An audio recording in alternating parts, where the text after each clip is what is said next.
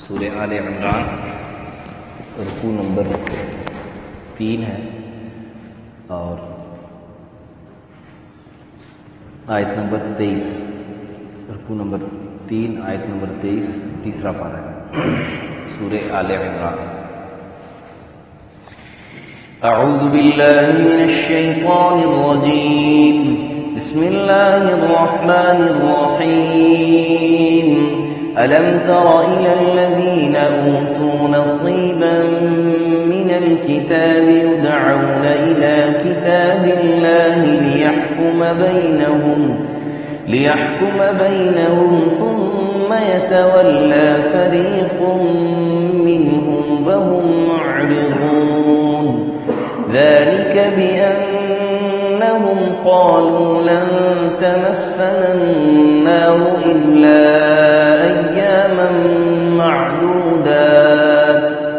إلا أياما معدودات وغرهم في دينهم ما كانوا يفترون فكيف إذا جمعناهم ليوم لا ريب فيه ووفيت كل نفس ما كسبت وهم لا يظلمون۔ صدق اللہ العظیم۔ الم تر الی الذین اوتوا نصیبا من الکتاب، کیا نہ دیکھا آپ نے ان لوگوں کی طرف جن کو ایک کتاب کا ایک حصہ ملا، یدعون الی کتاب اللہ، ان کو بلاتے ہیں اللہ کی کتاب کی طرف، بلایا جاتا ہے ان کو اللہ کی کتاب کی طرف، لیحکم بینہم، تاکہ وہ کتاب ان کے درمیان فیصلہ کرے، ثم یتولی فریق منہم، پھر منہ پھیرتے ہیں ایک فریق ان میں سے، وہم معرضون، اور وہ اعراض کرنے والے ہیں، ذالک بانہم، یہ اس واسطے، قالوا، وہ کہتے تھے، لن تمسنا النار الا ایاما معدودات، کہ ہرگز آگ نہ چھوئی گئی ہمیں مگر گنتی کے چند دن، وغرہم فی دینہم، وہ بہکے ہیں اپنی دین میں، ما کانوا یفترون، اپنی بنائی ہوئی باتوں پر، فکیف اذا جمعناہم، پھر کیا حال ہوگا جب ہم ان کو جمع کریں گے، لیوم، اس دن، لا ریب فیہ، کہ اس کے آنے میں کوئی شک نہیں، ووفیت کل نفس، اور ہر ایک نفس کو پورا بد دیا جائے گا، ما کسبت، جو اس نے کمایا، وہم لا یظلمون، اور ان پر ظلم نہیں کیا جائے گا۔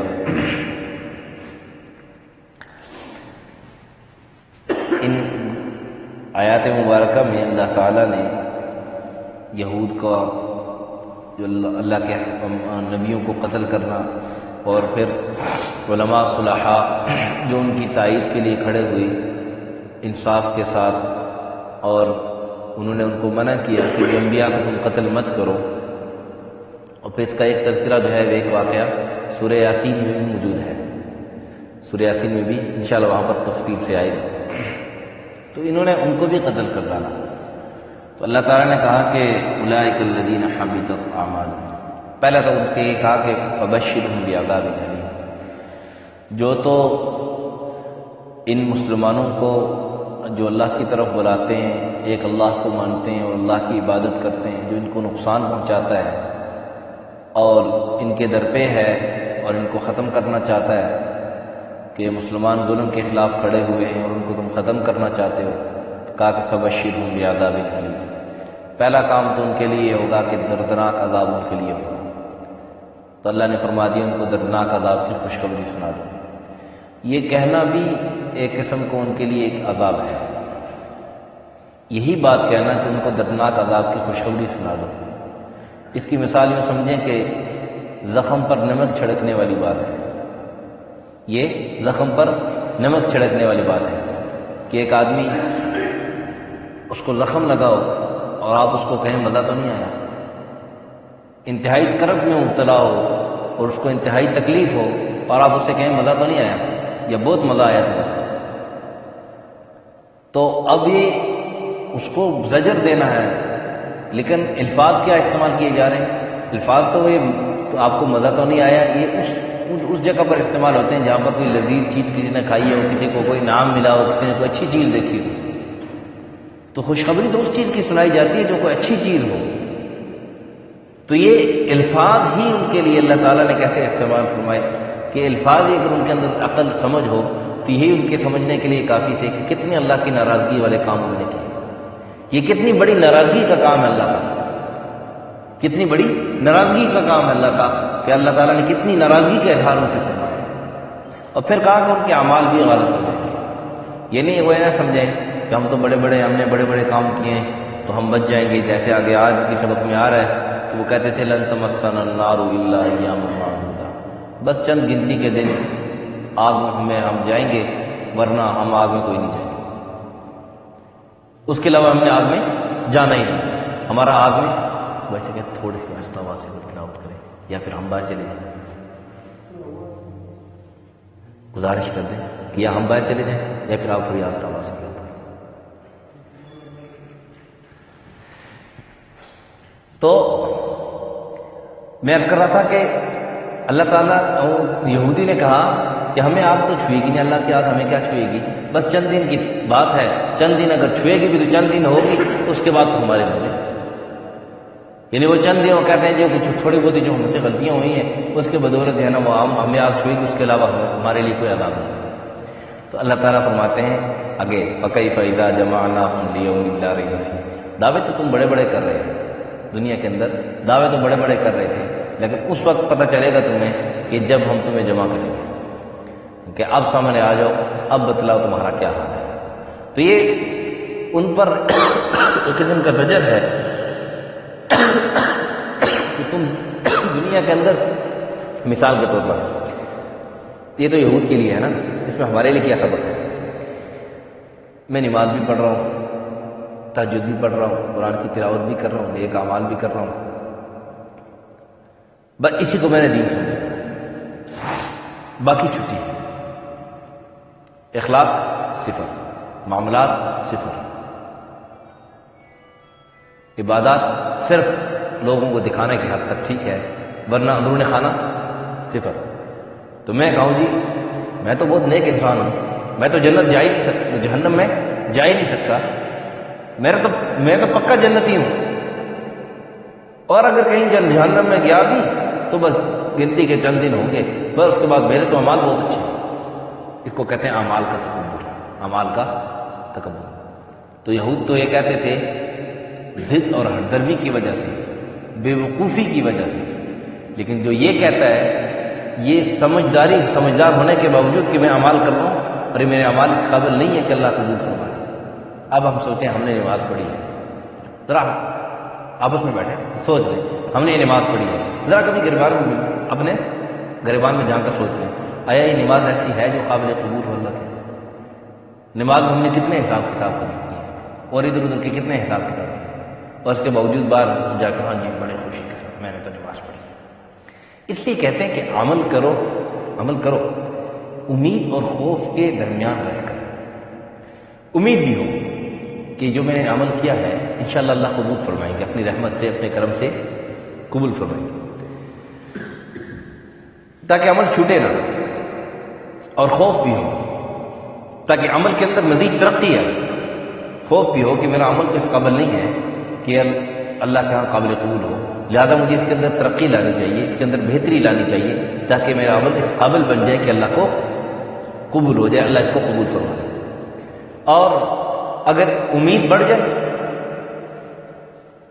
جائے خوف نہ ہو پھر بھی انسان عمل سے رہ جائے. ایک انسان عمل کر رہا ہے، نماز پڑھ رہا ہے، جیسی کیسی پڑھ لیجیے اللہ قبول فرمائے. پھر ایک دن شیطان اس کے دل میں لائے گا یار تو مجبور تھا تو نے نماز نہیں پڑھی، خیر ہے اللہ کو نمازوں کی کیا ضرورت ہے، اللہ تجھے ویسے ہی معاف کر سکتا ہے، ویسے نہیں معاف کر سکتا، معاف کر سکتا ہے، ٹھیک ہے نماز پڑھنے کی قرآن کی تلاوت کی بھی عمال کی ضرورت ہی نہیں، اللہ کو کیا ضرورت ہے عمال کی. پھر شیطان یہاں تک لائے گا عمل ہے. تو اس لیے صرف اور صرف امید نہیں، خوف بھی. عمل کر کے اللہ پر امید ہو کہ اللہ عمل قبول کر لیں گے، خوف ہو اگر عمل نہ کیا تو پکڑا گیا. اور یہ موضوع کی اور چلا گیا، بات شروع کی بات میں پوری کر رہا ہوں. اور اگر صرف اور صرف خوف ہو پھر بھی عمل رہ جائے گا. پھر کیسے عمل رہے گا؟ نماز پڑھی، دل میں آیا یار یہ قابل نہیں ہے، قبول ہو گئی. پھر پڑھی، پھر دل میں آیا یہ تو اس قابل نہیں ہے قبول ہوگا، بس ہی میں نے جاننا میں جانا ہے کس لیے نماز پڑھوں، اس قابل تو پڑھ ہی نہیں سکتا کہ اللہ کو قبول ہو، چلو پڑھ رہا ہی چھوڑ۔ شیطان کسی حال میں بھی چھوڑے گا نہیں، ہر حال، اس لیے امید بھی ہو اور خوف بھی ہو تاکہ ہم اعمال کے اندر ترقی ہو۔ بہرحال یہ یہود کہتے تھے کہ ہمیں آگ چند دن چھوئے گی، اس کے بعد پھر کچھ بھی نہیں۔ تو اللہ تعالیٰ نے کہا کہ یہ پتہ تو اس وقت چلے گا جب قیامت کے دن تمہیں میں اکٹھا کروں گا نا، سب کو اکٹھا کروں گا۔ اور پھر کہا کہ وہ لیوم لا ریب فیہ، یہ نہ سمجھنا کہ وہ دن آئے گا ہی نہیں، اس دن کے اندر کوئی شک نہیں، جیسے اس بات کے اندر کوئی شک نہیں کہ اللہ وحدہ لا شریک ہے، اور اس بات کے اندر کوئی شک نہیں کہ جتنے انبیاء کرام علیہ الصلوات و تسلیمات تشریف لائے ہیں وہ سب برحق تھے، اسی طرح اس بات میں بھی کوئی شک نہیں کہ قیامت کے دن تم سب کو اکٹھا کیا جائے گا۔ اور پھر کہا کہ ووفیت کل نفس، وفا کہتے ہیں وفا پورا بدلہ دینے کو کہتے ہیں، وفیت کہتے ہیں پورا بدلہ دینا، کہ ایک آدمی کو اگر اس کا اجرت مثال کے طور پر اس کی 1 روپیہ اور 1 پیسہ بنتی ہے نا، تو ہمارے یہاں کیا کہتے ہیں 1 روپیہ اس کو پکڑا لیتے ہیں۔ یا بعض اوقات ایسا ہوتا ہے کہ ایک چیز کی قیمت ہوتی ہے 599 روپے، تو دکاندار ہم سے کتنے لے لیتے ہیں؟ 600 لے لیتے ہیں، 600 لے لیتے ہیں۔ یہ بھی ظلم ہے، بظاہر کمی جاتی ہے نا، کمی جاتی ہے۔ یہ میں ایک مثال سے سمجھا رہا ہوں۔ یا یوں سمجھیں کہ بعض اوقات آپ نے دیکھا ہوگا کہ قیمتوں کسی چیز پر قیمت لکھی ہوئی ہے 5.05 یا 5.30 پیسے، تو ہم سے کتنے 4 روپے لے لیے جاتے ہیں، 6 روپے لے لیے جاتے ہیں، حالانکہ اس پر یہ 50 پیسے ہم سے زیادہ لے رہے ہیں۔ لیکن بعض اوقات ایسا ہوتا ہے کہ ایک چیز کی قیمت لکھے تھے 5.5 اور ہم سے 5 روپے لے لیے جاتے ہیں، حالانکہ اس کا حق جو رائٹ ہے اس کے بنتا ہے کہ وہ 5 پیسے ملا۔ تو یہ کمی زیادتی ہے، یہ میں مثال سے سمجھا رہا ہوں کہ قیامت کے دن جو اللہ رب العزت اعمال کے بدلہ دیں گے نا، اعمال کا بدلہ دیں گے، اس میں اتنی قدرے بھی کمی زیادتی نہیں ہوگی۔ کسی کی اگر ایک نیکی بنتی ہے تو اس چاہے چھوٹی ہے چاہے بڑی ہے، اس کو اتنی ہی نیکی کے بدلے اس کا حساب دیا جائے۔ ہاں یہ بات ہے اپنے فضل سے اللہ رب العزت بڑھا دے تو پھر اسے کو پوچھنے والے نہیں۔ مثل الذین ينفقون اموالهم فی سبیل اللہ کمثل حبۃ انبتت 7 سنابل فی کل سنبلۃ 100 حبۃ واللہ یضاعف لمن یشاء۔ 1 سے 100 کر دیں، 700 کر دیں، کوئی پوچھنے والا نہیں۔ جتنا مرضی اللہ چاہے دگنا کر دے، تگنا کر دے، جتنا مرضی اللہ بڑھا دے۔ لیکن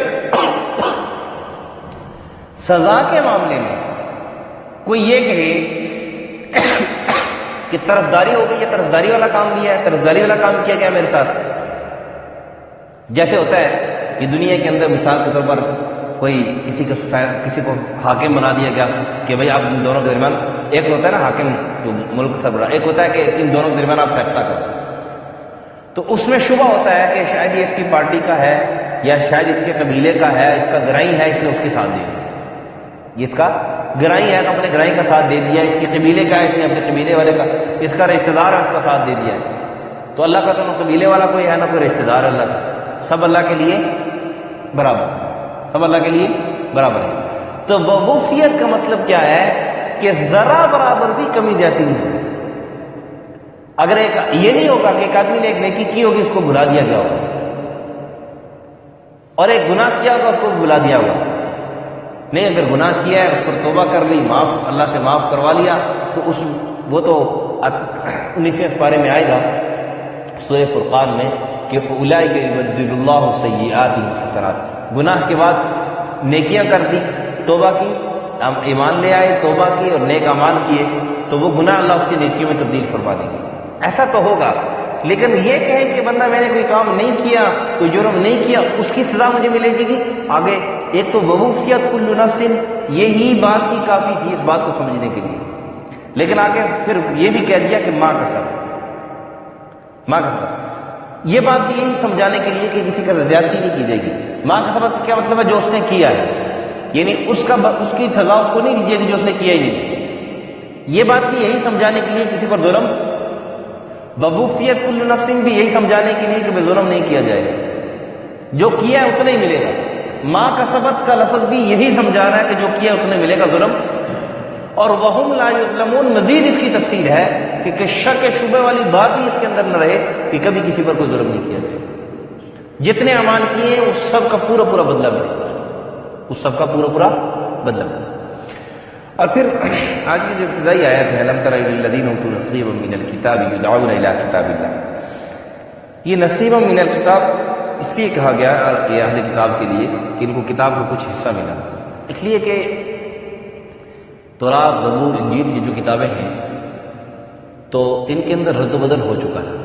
کافی زیادہ رد و بدل ہو چکا تھا. تو نصیب من الکتاب اس لیے کیا کہ جو تھوڑا سا ہے نا، تھوڑا سا جو اس کے اندر باقی ہے، جو تھوڑا سا ہے، تو ان کو ایک دعوت دی جا رہی ہے، دعوت فکر دی جا رہی ہے کہ تم اسی پر آ جاؤ، آؤ اسی کے جو تمہارے پاس کتاب ہے اور جو تمہارے پاس کتاب کا جو تھوڑا سا حصہ ہے نا، اس کے ذریعے ہم فیصلہ کر لیتے ہیں.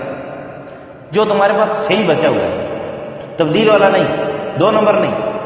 جو انہوں نے اپنی طرف سے منغلط بنایا ہوا وہ نہیں، جو اوریجنل تمہارے پاس بچا ہوا ہے جس کو تم بھی مانتے ہو کہ یہ ٹھیک ہے، اسی پر آ جاؤ، فیصلہ کرو. پھر کہا کہ یدعون الی کتاب اللہ، اللہ کی کتاب کی طرف ان کو بلایا جاتا ہے، لیحکم بینہم، کہ جو فیصلہ کرتے ہیں نا، جو جس میں اختلاف کر رہے ہیں، جھگڑا کر رہے ہیں، اور یہ کہنے کہ یہ نبی نہیں ہے، یہ نبی نہیں ہو سکتے، اس کو نہیں ماننا، ہم تو عیسیٰ علیہ السلام وہی کو ماننا ہے، انہیں کو ہم. ایک بات یاد ہے، ایک عالم سے ایک عیسائی نے سوال کیا کہ دیکھو آپ بھی اللہ کے نبی کو مانتے ہو، ہم بھی اللہ کے نبی کو مانتے ہو، آپ بھی اللہ کی کتاب کو مانتے ہو اور اللہ کو بھی مانتے ہو، ہم بھی اللہ کی کتاب کو مانتے ہیں اور اللہ کو بھی مانتے ہیں، تو پھر ہمارے اور تمہارے درمیان فرق کیوں ہے؟ تم ہمیں کافر کیوں کہتے ہو؟ بظاہر ایک مجھ جیسا اگر کوئی ہوتا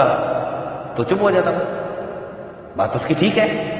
باقی وہ بظاہر اللہ کو بھی مان رہے ہیں، کہتے ہیں اللہ کو مانتے ہیں، اللہ کے انکاری، اللہ کے نبی کی بھی انکاری نہیں، اور اللہ کی کتاب کی بھی انکاری نہیں ہے، مطلب اس کے کہ یہ کتاب اللہ کی ہے، باقی رد و بدل تبدیل تو ہوا ہے، وہ تو سب کو پتہ ہے. تو بظاہر اس کا بڑا تدبر، لیکن اللہ نے عالم کو سمجھ دی، فہم دیا. انہوں نے کہا بھی بات آپ کی بالکل ٹھیک ہے، آپ اللہ کو بھی مانتے ہو، اللہ کے نبی کو بھی مانتے ہو، اللہ کی کتاب کو بھی، ہم بھی اللہ کو بھی مانتے ہیں، اللہ کے نبی کو بھی مانتے ہیں، اللہ کی کتاب کو بھی. آپ اللہ کو مانتے ہو، اللہ کی نہیں مانتے، اللہ کے نبی کو مانتے ہو، اللہ کے نبی کی، اللہ کی کتاب کو مانتے ہو لیکن اللہ کی کتاب کی جو اس کے اندر لکھا ہوا ہے، جو اللہ کا حکم ہے، اللہ کے نبی کا حکم ہے، وہ کیسے؟ اللہ نے کہا عیسیٰ علیہ السلام میرے نبی ہیں، ان کے بعد اب ان کی شریعت منسوخ، شریعت محمدی صلی اللہ علیہ وسلم پر عمل کیا جائے گا اور ان کو اپنا نبی مانا جائے گا اور ان پر ایمان لایا جائے گا. ہم نے اللہ کو بھی مانا اور اللہ کی بھی مانی اور حضرت محمد مصطفیٰ صلی اللہ علیہ وسلم پر ایمان لے آئے. اسی طرح اللہ کے نبی نے یہ کہا کہ میرے بعد رسول آئے گا، 28 پارے میں آئے گا کہ عیسیٰ علیہ السلام نے کہا کہ میرے بعد رسول آئے گا، اسمہ احمد، اس کا نام احمد ہوگا، جو تمہاری کتاب کی تصدیق کرتا ہوا ہو، تم نے اس پر ایمان لانا ہے. ہم نے اللہ کے نبی کو بھی مانا، اللہ کے نبی کی بھی مانی کہ ان کے بعد حضرت محمد مصطفیٰ صلی اللہ علیہ وسلم تشریف لائے اور واقعی وہ تورات کی، زبور کی، انجیل کی تصدیق کرتے تھے، ان کے بعد جو کتاب نازل ہوئی اس کی تصدیق کرتی تھی، ہم نے اس چیز پر ایمان لیا ہے. تو ہم نے اللہ کے نبی کی بھی مانی اور اللہ کے نبی کو بھی مانا. کتاب پر بات آئی، وہی کتاب ہے، اس کے اندر لکھا ہوا ہے کہ عیسیٰ علیہ السلام کے بعد نبی آئیں گے اور ان کا نام یہ ہوگا، یہ نشانیاں اس کے اندر ہوں گی اور پھر ان پر ایمان لایا جائے گا. پھر تم نے ان پر ایمان لانا ہے، ان کی شریعت پر چلنا ہے. ہم اللہ کے نبی کی کتاب کو بھی مانتے ہیں اور اللہ کے نبی کی کتاب کی بھی مانتے ہیں، لہذا تم صرف اللہ کو مانتے ہو، اللہ کی اس سے کام نہیں چلے گا، اس سے کام چلے گا۔ کیا خیال ہے اگر ہمارے ادارے کے اندر کوئی ساتھی ہو، وہ کہے جی میں پاک فوج کو سلام کرتا ہوں، لیکن پاک فوج کی نہیں مانتا، تو کیا خیال ہے اس کو کوئی رکھے گا؟ کوئی کہے جی میں اپنی مرضی چلاؤں گا لیکن سلام پاک فوج کو ہے، تو کیا خیال ہے وہ مانے گا؟ اس کو کوئی رکھے گا؟ وہ کہے گا پاک فوج بھی والے بھی اس کو کہیں گے تجھے بھی سلام ہے، تو گھر بیٹھ کے اپنا کام کر، گھر بیٹھ کے۔ اس لیے عیسائیوں کو کہا گیا ہے کہ بھائی تم جو تمہارے پاس کتاب کا کچھ حصہ ہے تم اسی کو مانو، اسی کے مطابق فیصلہ کرو، لیحکم بینہم، تاکہ تمہارے درمیان فیصلہ ہو جائے۔ کہا کہ ثم یتولی فریق منہم معرضون، جب ان کو پتہ چلے گا نا کہ اب تو پکڑیں گے، اب تو پکڑیں گے، کیونکہ پہلے تو ہیلے بہانے کرتے تھے، اب جب اسی بات پہ آ گئی ہم جو اسی کتاب کو لے کے ڈنڈورا پیٹ رہے تھے، جی ایک اللہ کی کتاب ہے ہم اس کو مانتے ہیں اس کو مانتے ہیں، جب کہہ دیا کہ اس میں جو کچھ لکھا ہے اسی کے مطابق فیصلہ کر لیتے ہیں، پھر ادھر ادھر کی باتیں کر کے جان چھڑانے، ثم یتولی فریق منہم وہم معرضون، پھر جان چھڑانے پر آ گئے، پھر ادھر ادھر کی باتیں کر کے جان چھڑانے لگے۔ تو اللہ تعالیٰ نے کہا کہ ذالک بأن، یہ اس لیے کہ یہ انہوں نے جو کہا لن تمسنا النار، اپنے لوگوں کو سمجھاتے تھے کہ بھی آگ تو ہمیں چھوئے گی بھی نہیں، اس لیے امال کی بھی کوئی ضرورت نہیں ہے، اور پھر کہا کہ وغرہم فی دینہم، بہکے ہوئے اپنے دین کے اندر، ما کانوا یفترون، اپنی بنائی ہوئی باتوں پر۔ اس کی مثال یوں سمجھ لیں کہ ایک آدمی جیسے وہ مثال لی جاتی ہے نا کہ بلی جب کبوتر کو پکڑنے لگتی ہے تو جب سمجھتا ہے کہ اب مجھے پکڑا ہی جاؤں گا تو آنکھیں بند کر لیتا ہے، میں تو دیکھ ہی نہیں رہا ہوں، میں تو دیکھ ہی نہیں رہا ہوں۔ تو ان کی مثال یوں تھی، ان کی مثال یوں ہے کہ ایک طرف جرم کر رہے ہیں لیکن دوسری طرف کہہ رہے ہیں ہمیں جرم کی کوئی سزا نہیں ملے گی، اپنے آپ کو نا خود دلاسا دے رہے، اپنے آپ کو خود دلاسا دے رہے، جیسے کبوتر آنکھیں بند کر لیتا ہے کہ میں تو دیکھ ہی نہیں رہا ہوں، مجھے کچھ نظر ہی نہیں آ رہا۔ ایک مثال دی جاتی ہے، تو یہ بھی اس قسم کی اپنے باتیں کر کے اپنے دل کو خوش کر رہے ہیں، اور اپنے جو ہے نا وہ کیا کہتے ہیں اپنی بنائی ہوئی باتوں پر جو ہے نا وہ اترا رہے ہیں اور خوش ہو رہے ہیں کہ ہمیں تو آپ چھوئے گے ہی نہیں۔ اللہ کہہ رہے ہیں کہ ان کی اپنی بنائی ہوئی باتیں، اپنی باتوں کے اندر یہ بہکے ہوئے ہیں۔ فَكَيْفَ إِذَا جَمَعْنَاهُمْ، پتہ ان کی آنکھیں اس وقت اس کی کبوتر کو پتہ تب چلتا ہے کہ بلی جھپٹا مار لیتی ہے، پھر پتہ چلتا ہے اوہ میں تو پکڑا ہی گیا، میں تو کہا کہ فَكَيْفَ إِذَا جَمَعْنَاهُمْ لِيَوْمٍ لَا رَيْبَ فِيهِ، پتہ تمہیں تب چلے گا کہ جب قیامت کے دن تم اللہ کے سامنے کھڑے ہوں گے نا، جمع کیے جائیں گے، اور وَوُفِّيَتْ كُلُّ نَفْسٍ، تمہاری ایک جو کرتوت ہے، ایک کام، اس کے بدلے تمہیں پورا بدلہ دیا جائے گا نا، مَا كَسَبَتْ، جو تم نے کیا ہے، تو پھر تمہیں پتہ چلے گا۔ اور پھر ان کے ذہن میں آ جائے گا کہ یہ دیکھو نا ہم نے اس اللہ کے نبی کی مخالفت کی ہے، اس لیے نعوذ باللہ ہم پر ظلم کہیں نہ ہو، تو اللہ نے کہا ان پر ظلم نہیں کیا جائے گا، پورا بدلہ ان کو دیا جائے گا۔ یہ تھا نہایت کا مفہوم کا مختصر خلاصہ۔ اللہ ہمیں سمجھ اور عمل کی توفیق عطا فرمائے۔ الحمدللہ رب العالمین والعاقبۃ للمتقین والصلاۃ والسلام علی اشرف الانبیاء والمرسلین وعلى الملائکۃ المقربین وعلى عباد اللہ الصالحین۔ ربنا ظلمنا انفسنا وان لم تغفر لنا وترحمنا لنكونن من الخاسرین۔ اللهم يسر امورنا واشرح صدورنا واتمم بالصالحات اعمالنا بجاه نبيك وحبيبك محمد صلى الله عليه وسلم۔ اللهم انا نعوذ بك من الهم والحزن ونعوذ بك من العجز والكسل ونعوذ بك من البخل والجبن ونعوذ بك من غلبة الدين وقهر الرجال۔ اللهم حصل مرادنا ويسر امورنا واشرح صدورنا واتمم بالصالحات اعمالنا بجاه نبيك وحبيبك محمد صلى الله عليه وسلم۔ اللهم اشف مرضانا ومرضى المسلمين، اللهم اقض حاجاتنا عن الغيب۔ صلى الله على النبي الكريم محمد وعلى اله وصحبه۔ جزاكم الله۔